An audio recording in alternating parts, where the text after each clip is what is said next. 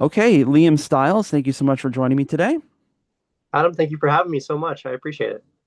Well, to start off, would you mind just telling us a bit about why you're running and also why the Green Party? Why is that a party that speaks to you and your Ab- politics?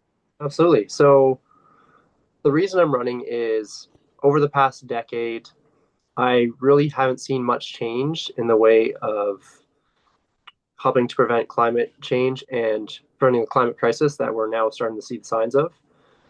And I never saw myself getting into politics, but about 2.5 years ago, my wife and I realized that we were expecting. And I feel as though I have a civic duty to run because if I'm bringing someone into this world, I should make sure that the world's going to be habitable for him to live in.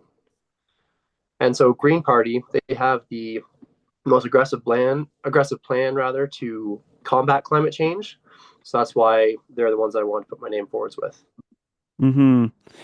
Um, Thinking about this election, uh, it's it's a bit hard to hear anything about the environment. Although I think we're recording this on Monday when was actually some environmental announcements from the liberals of all parties. I think they were talking about protecting marine life off the West Coast while also talking about natural gas pipelines.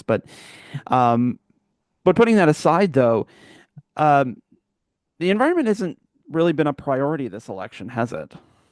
No, it hasn't. I will say the threat of Trump and the tariffs has become the primary concern because it is a threat to Canadian sovereignty.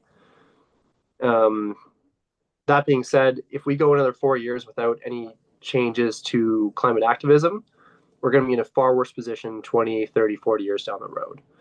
So I Mm. think it's really important to everyone to continue bringing up the issue.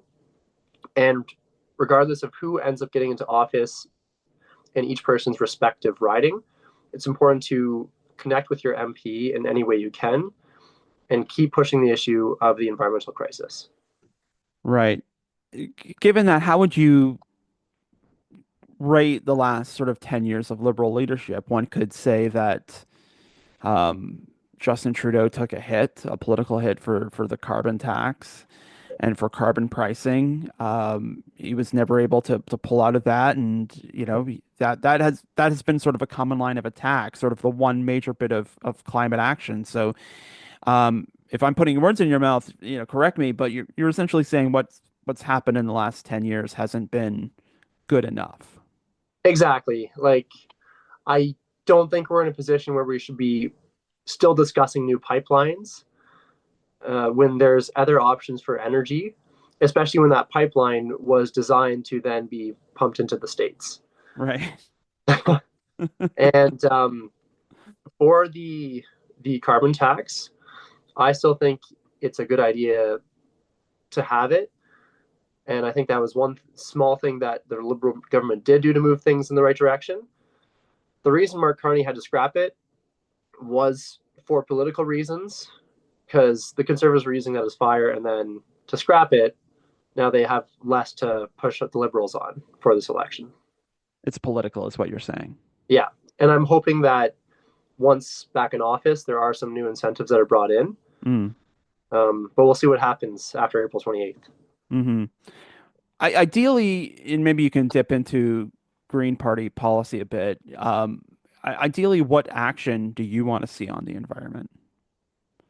I want to see more uh, green energy programs that are brought in locally into Canada, and specifically these two ridings that Guelph's now part of, because it can bring in jobs as well. And I will say I was informed that the Green Party platform has been fully costed with the government, and the final form is going to be released April 16th. So Okay. for anyone who's listening, be sure to look at that once that's released. And I believe I can't remember the exact term, but basically the group of government that's responsible for ensuring finances check out in any policy that's brought forwards. The Green Party has been the only one that has gone through that process to vet Hmm. their platform. You mean the Parliamentary Budget Office? Yes, that's right. Okay, fair enough. Um, let's talk about you for a bit. You work at a long-term care home, right? That's right. Yeah, that's right. Um, can you talk a bit about your job there? Because I think, it's always interesting to know what sort of politicians do when they're out of their politician costumes. But Right. I was reading your bio on the Green Party site, and you've kind of made that a I don't want to say a part of your like a political identity, but you've strongly inferred that like there are lessons from your day job that you want to bring to politics. Absolutely. So in my position, it's a couple of different things. I supervise and manage the program for active living, which consists of preventing and mitigating falls, as well as getting residents exercising as much as possible, and also educating our team members on how to best interact with our residents. I'm also a leader in the village where I'll respond to anything that comes up, whether it's during or outside of working hours. What I'm bringing to politics from that role are my strengths in leadership, specifically in relationship building. I'm the type of leader that I can connect with someone on a deep level with limited time. So, my goal, if I were elected, would be to connect with these other MPs and help advocate for the green policies and help them understand why it's important. Hmm. Yeah. I'm so glad you walked into my trap because we are living in these kind of hyper partisan times, and we're seeing a lot of that on the campaign trail. Mm-hmm. Um, I guess what makes you so confident that you can sort of cut through the noise and and I guess deal with politicians. I mean, it seems to get even more hyper partisan the higher up in the levels of government you go. That's just sort of my point of view and experience. Right. So how can you go in there and use these things you've learned in your career and try and foster these things? And are you how confident are you that you can be successful? Yeah. So it goes back to human nature. You gotta, at the higher levels, especially, it's just criticism, criticism. Hmm. I think people often forget that you should provide constructive criticism. So even a party that I feel like I have nothing in common with, it's still important to acknowledge what they're doing right to them and then mention that, like, I'm really proud of what you did. Here are my thoughts. What are your thoughts? And how can we come to an agreement? Hmm. Bickering gets us nowhere. And that's why a minority government is also challenging because then nothing happens for 4 years. So, one of my best strengths is harmony, which is bringing everyone together. And if there's ruffled feathers, bringing the heat in the room down a little bit. Hmm. I'm gonna do a little role playing with you. Okay. Pierre Polyev. Okay. You're in a room with Pierre Polyev. How do you employ that strategy with the leader of the opposition, who, to be frank, has made sort of a career of being combative first? Right. I would let him finish his point, even if he's yelling his point. And then I'm also a bit of a jokester. So I I would let him finish his point, but the whole time I would just be raising my hand in the parliament, waiting for him to finish, looking to the speaker, and then I might even sort of jump up and down in my chair a little bit. And then when he's done, I would let him know what I think of his thought and what I think was good about it, and what I think was not so good about it. And then I would offer my own opinion after that. Hmm. Because I do think comedy is a really good way to break the barrier between people with different views. I'd be very interested to see how that turns out. But Yeah.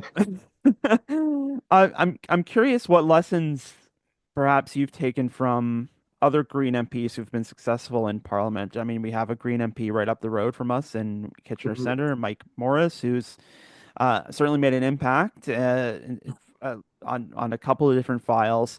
I feel like there is a relationship between the various Green politicians that you all kind of learn and take from each other. So what have you learned from him? So after April 28th, I plan on learning more from him, regardless of how things turn out. Uh, what I've learned from him so far is actually more about family life and making sure that balance is still there. Hmm. Yeah, because that is a challenging part of politics, and it's one of those things that I'm going to have to continue to learn as I navigate this pathway. It's interesting that your answer isn't about politics or about passing bills, but it's about work-life balance. Well, I mean, my family's always going to come first, and that being said, I still want to make change, but I have to make sure things are perfect at home first. Fair enough. I want to address the elephant in the room, and the elephant's name is Michael Chong because he has been MP for almost Yeah, 20 years. And yeah, and whatever form this riding takes, it used to be Wellington-Halton Hills, now it's Wellington-Halton Hills North. And perhaps this is where you can use some of your skills as a harmonizer. But um, for people who are, you know, looking at his career, he's been kind of an iconoclast. A lot of people see him as a someone who doesn't necessarily play by the party rules. yeah. Um, why should your potential constituents look to you instead of going with Mr. Chong, who's a known quantity? What's your argument there? Again, one of my best strengths is active listening. So one thing I will always do is listen to people in full, validate, and see what I can do to help them. And I do think, like you said, Michael Chung is and always will be a very strong candidate. I think he's someone who should continue to distance himself at times from the party for the betterment of of a working parliament. Hmm. He does also have an advantage in that he's been at this for a while. You and I think all the people in, with the exception of Mr. Carl, are first time candidates in Wellington-Halton Hills North. Mhm. Um, the challenges here are many because you have your day job, you have a young family. Mhm. This is also a massive riding, Yeah, a very different riding. How are you attacking that challenge? How are you? Um, I guess what is your plan for running it for office given all of those challenges? yeah. So I'll be honest, it's a lot of learning. I am running a $0 campaign given all my other commitments in life. And with that, one thing I've learned is just how much funding is in politics and how much of that is a bit of a game. And so it's something that I want to learn now and into the future, and then tackle it with a funded campaign in the future. And I'll be honest, I grew up in the riding, and Michael Chung has done a lot of good for the riding. Mm-hmm. So he is actually someone that I would look forward to connecting with and learning from so that I can continue to support that area should I ever be elected. Mm-hmm. Sorry, what part of the riding do you live in? So right now I live in Cambridge. That's where my Okay, wife and I were able to afford property. sure. But prior to that, I lived with my parents and I grew up in Guelph, Aramasa Township. Ah, so the very heart of Wellington-Halton Hills North. Yeah, you got it.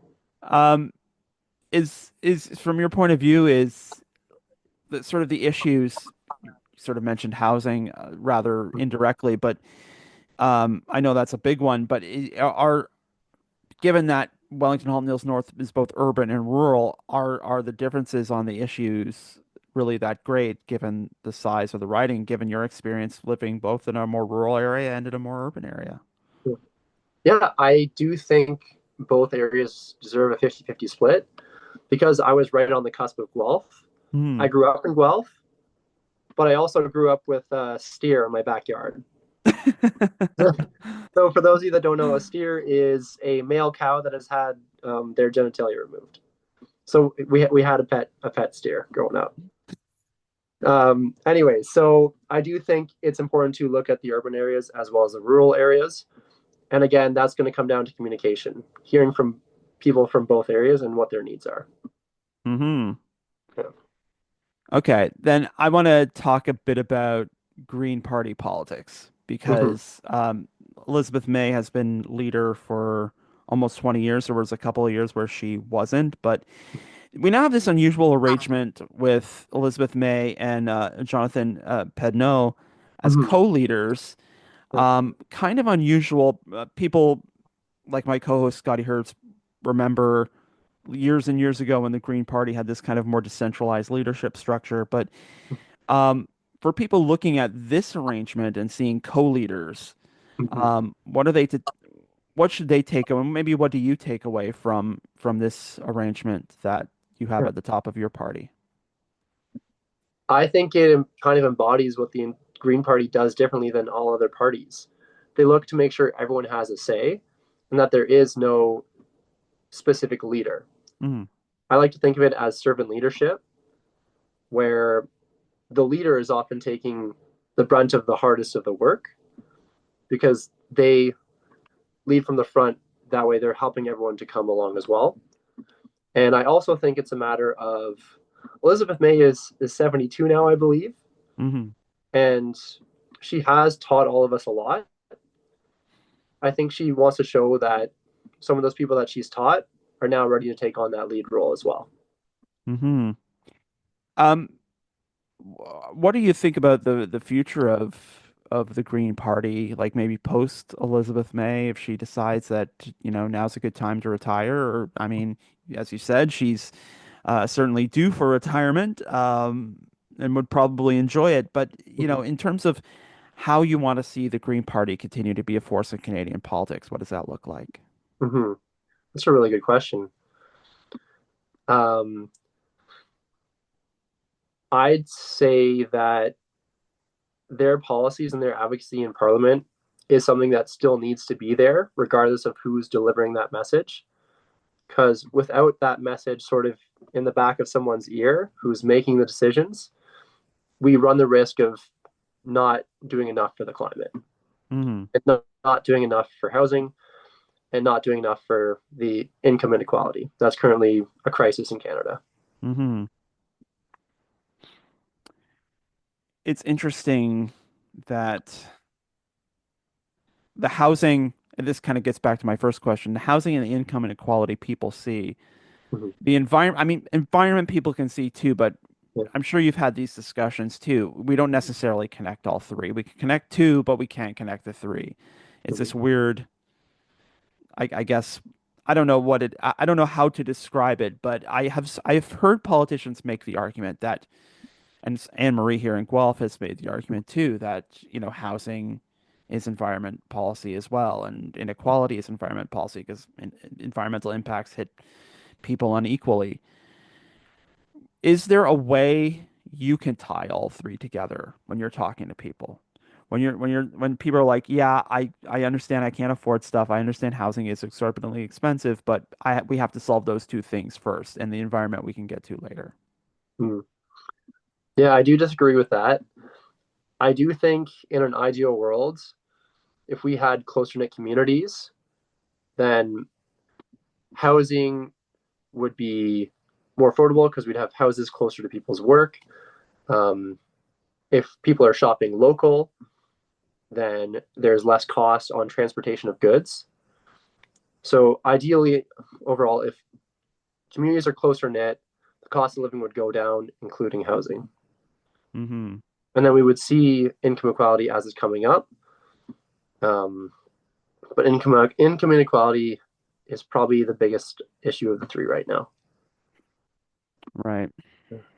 It's, I mean, it's tough, and I'm sure you've given some thought to the fact that we're trying to solve solutions or trying to solve problems, I should say, that have been in the works for a long time. Like income inequality, the housing crisis didn't just happen, although, some people certainly think we were.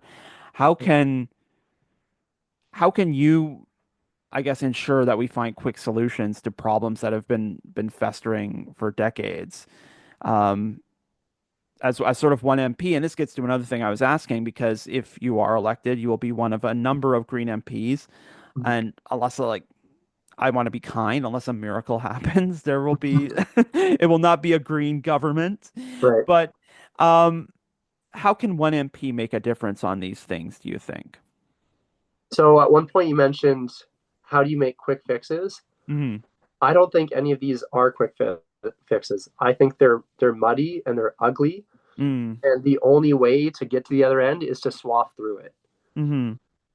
So I do think it's, like, so to speak, fighting the good fight, and then getting other people on board with policies that are going to result in that change 5, 10, 15, even 20 years down the road. Hmm. This is where I kind of wonder about the politics of the Green Party because there is an electorate out there that does expect immediacy, right? Mm-hmm. So how do you sell long-term solutions to a public that wants something done right now? Yeah. Again, this goes back to me not being a politician. It's full blown honesty. Like, let's say after day 2 or 3 of Parliament, and you realize what the roadblocks are, telling your constituents, "Hey, I'm trying to advocate for this. We're hitting these 3 or 4 roadblocks on day one. Hmm. I'm doing everything I can to get over those roadblocks, but I wanted to let you know that's why we're not seeing change immediately." Right. Yeah. There's a question I always like to ask. I mean, we've touched on a number of issues already, the environment and affordability, housing, Mhm. but is there something in particular that you want to make sure that we like really chaw chew to the bone on this election? Something you really want to make sure that you don't, you know, as you're, putting away posters and signs and things on April the 29th, that you say, God, I wish we had talked about this more. Okay. So this whole election for me, especially first time running, is just a huge learning experience. So for me, just connecting with voters, seeing what's important to them, and also going to debates in person, meeting Michael Chung in person and the other candidates, learning from them, and again having those voters ask us questions, just to really make me think and see what I can do going forwards, either in an MP role or not an MP role, but still being an advocate for the community.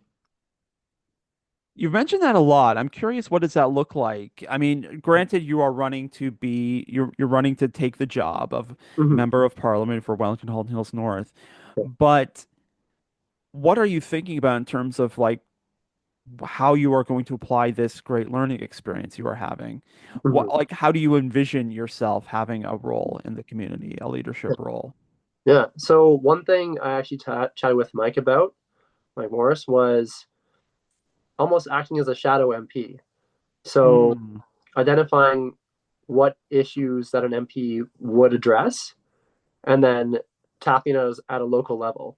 mm, So bridging communities together, identifying who is capable of creating change, and then to them and advocating on others' behalf. hmm. And I don't know what that looks like overall, but it is something that I want to get into over the next 4 years. Interesting.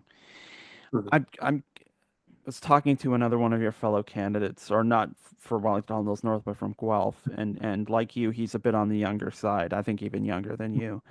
But I do find it worth noting when young people shirk apathy, especially young people like yourself who has a full-time job and a young family. Shirk apathy, shirk, putting stuff on the back burner and putting your head down and focusing on the tremendous pressures of your own life and saying, I want to get into public service. If we could tear down some of those barriers for a sec, what Mm-hmm. what makes you invested in public service, and how can that be translated into sort of getting others in your age bracket involved in public service and to show them that the system can work? If even if you don't win, there's still a system that wants to hear from you and listen to your ideas. Mm. The biggest thing is people trying to step out of their comfort zone. Mm. People are comfortable in their bubble. It can be scary to leave it. I'll be honest, putting my name forwards scared the living crap out of me. Um, but that's how you grow as a person and in your career as well. And I'm going to quote Ted Lasso here. Okay. You can always be curious, not judgmental. So you got to be curious about the future, what it holds, and not just judging that things aren't going to change. Okay, fair enough. Mhm. Well, Liam, I appreciate your time. I know you are busy with real life stuff and not just politics stuff, because that's my life. I'm busy with politics stuff. But um, I'm gonna wrap up by asking you the most essential question for any candidate, which is, where can people learn more about you and your campaign? That's a great question. So, one spot to start, which you'll know more about me now if you listen to this, but it is the Green Party website. Aside from that, you can reach out to me over email at liam.stiles@greenparty.ca. All right. Well, that sounds great, and we look forward to helping you learn more as you head out on the campaign trail. And best of luck to you out there. But for now, Liam Stiles, thank you so much for your time today. Adam, thank you so much for having me. I appreciate it.